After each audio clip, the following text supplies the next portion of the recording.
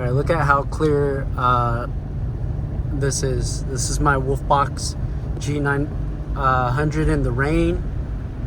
This is what my backup camera looks like. Not as clear, and it's also aimed a little bit lower versus this, which I can see the cars behind me. I can see the street very well. And then you're, wondering, hey, what would it look like if I turned around? So that's what it looks like when I turn around. It's kind of hard to see because it's just dirty with water.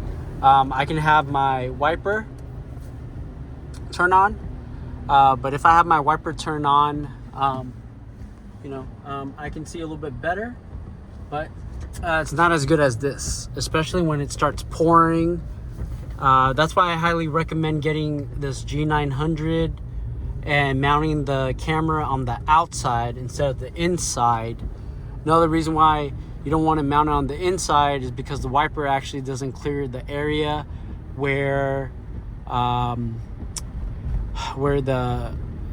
camera aims at or points at. So when it starts to get really dirty, it's just really hard to see, even though you have your review camera. So mounting it on the outside is the better way to go, just under the spoiler. Most of the time water and stuff doesn't actually get on it, and it makes a huge difference. Like if I'm looking outside, I can't even really see the car because it's dark. I can kind of see it, but this camera actually amplifies the light, and then so I can see cars right behind me and to my side way better.